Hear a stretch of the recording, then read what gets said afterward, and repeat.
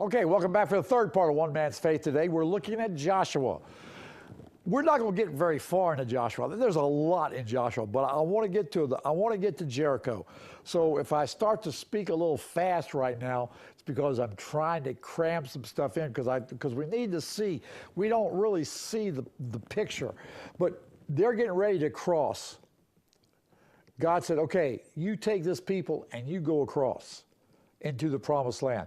And so Joshua tells the people to get ready because within 3 days you're going to cross the Jordan. Well, it actually took more like 6, I think, because in Joshua chapter 2, Joshua sends 2 spies into Jericho because we don't know how, because it's not shown or mentioned here, but Joshua knew that the first place they were going to go to and to take would be Jericho. Okay? So he sends the 2 spies in. They almost get caught. They go into Rahab's house. Rahab was a harlot. She had her own house. She hid the spies. Because of the kindness that Rahab showed to these spies, it saved her life. She asked, as she was sending the spies out, she says, "Listen, I have one thing to ask of you. I showed kindness to you.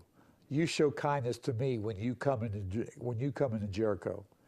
And they said, "Okay, you hang this scarlet thread in your window, and if it's there when we come and we see it, you'll be protected, you and your family."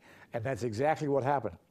That's important to understand, because Rahab is in the lineage of Jesus. All right? Rahab is in the lineage of Jesus. Okay, so Israel leaves Shittim and goes to the edge of the Jordan. They wait 3 days. They consecrate themselves, and then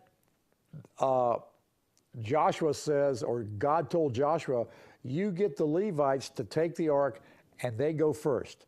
And when you get to the Jordan, they are to stand in the Jordan River until you cross." Now, that may sound a little funny. I would have thought, if I was a Levite and Joshua came to me and said, "Okay, you pick up the ark, you go, and you're going to stand in the Jordan River." Stand in the Jordan River. "Okay, Joshua, this is a deep river and it's swift flowing, and you want us to take the ark and to stand in the river. And what good is this going to accomplish?" It would just sound funny. But they picked up the ark, and as soon as they put their feet into the Jordan River, it stopped. A wall of water formed, and the Jordan River went dry downstream from that point. Now, some people have trouble with the Red Sea. They want to call it the Reed Sea and say it wasn't but maybe a foot or 2 deep. Well, what are you going to do with this? "Oh, they took rocks and they dammed it up." Oh, no. Listen. It was during flood season. The Jordan River was overflowing its banks. It does it every year when the rain from the snow on the mountains fills up the valley of the Jordan River, and it rises. So it wasn't even in its banks. It was overflowing. And I forgot to look it up, but it falls, well, instead of being kind of like this, elevation-wise, it's more like this. And so from the mountains to where it runs into the Dead Sea is a vast drop, and so the Jordan River is a fast-moving river. So there's no way you're going to get people to jump out in there, especially in the middle of it, and stand and stay there. But God stopped the water. And it said, they walked on dry ground. And the Levites had to stay out in the middle of the Jordan River with that wall next to them until everybody crossed. Now, I've mentioned before, and I think we can safely say there were close to 3 million people. If they walked 50 abreast, it would take them 16 hours to cross the Jordan River. That's a long time for 4 Levites to stand there with the ark. They were to stand in the middle of the Jordan River until everybody got across. And once they got across, Joshua sent back 12 men. I was going to just try and find it so I could let you know. Joshua 4.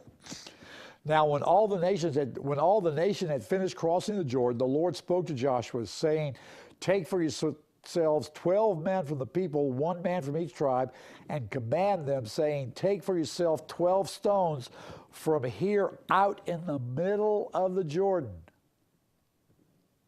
from the place where the priest's feet are standing firm, and carry them over with you and lay them down in the lodging place where you are going to lodge tonight." So Joshua called the 12 men whom he had appointed from the sons of Israel, 1 from each tribe. And Joshua said to them, "Cross again to the ark of the Lord your God in the middle of the Jordan, and each of you take up a stone on his shoulder." So we're not talking pebbles. We're talking honking big pieces of stone from the middle of the Jordan. Now, those rocks, I believe, are going to look a lot different than rocks on the bank. No, you've heard the term water-washed stone. It's smooth all around because the water's been going over it so long that it's kind of rubbed it down. And so these are the rocks, and they're going to take those so that, I think it says, let this be a sign to you, verse 6, so that when your children ask later, "What do these stones mean?" then you can say to them, "Because the waters of the Jordan were cut off before the ark of the covenant of the Lord. When it crossed the Jordan, the waters of the Jordan were cut off. So these stones shall become a memorial to the sons of Israel forever." I believe there were special stones, that they were water washed. They didn't look like stones on the bank or stones in a field. But they were 12, maybe half the size of this table. I mean, this table's like this. They were supposed to get stones and put them on their shoulder. So it wasn't just something they could just, cradle. It was a honking big piece of stone. And they took 12 of those and they made a pile, which was to be a memorial to the sons of Israel, so that when they saw those stones, they knew they were special stones, and they could say, "God stopped the water," because those stones came from the middle of the Jordan River. They weren't the same as stones that would have been on the bank. And so they did. They crossed, and when they crossed, after the priest got up on the other side, the water started flowing again. So we're talking maybe 24 hours, close to 24 hours of no water. The water stopped. This is not the only place where stones are set up. There's 7 places in the book of Joshua alone. Joshua 4:20 is what we just read. At Gilgal, the faithfulness of crossing Jordan. Joshua 7:26 at Achan, to show a consequence for unfaithfulness. Joshua 8:28, Israel's second chance when they went to Ai. They set up a memorial when they took Ai. Joshua 8:30, the law. They set up a memorial of stones for the law to remember to live by the Torah. Joshua 10:27, the Amorite king, a reminder of God's graciousness. Joshua 22:34, for peace, a memorial of peace, a witness to unity between the east and the west tribes. That one was set up, I believe, on the east side of the Jordan River after they had conquered the land. Now, keep in mind, there were 12 tribes. 2 of them decided to take land on the east side, okay? But they were commanded by Moses to send their fighting men to fight with the other 10 to take the land, and once they took the land, they could go back home across the Jordan River.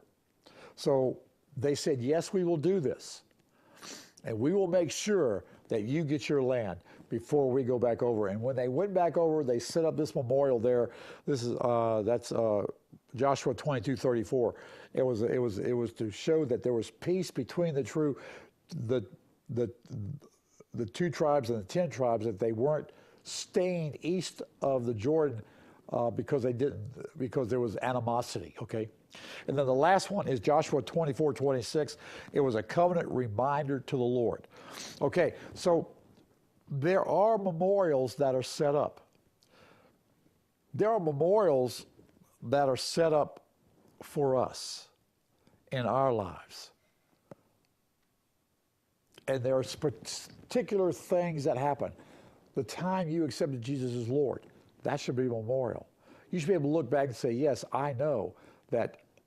You may not remember the exact day, but I know that back then, when I was 12 years old, I accepted Jesus as Lord. And I was baptized soon after. That could be another memorial. And I know that in February 15th of 1973, maybe I shouldn't say that to y'all, I received the baptism of the Holy Spirit. I know where exactly. I have memorials, and you should have memorials in your life to know when God did certain things in your life. And that's what we see.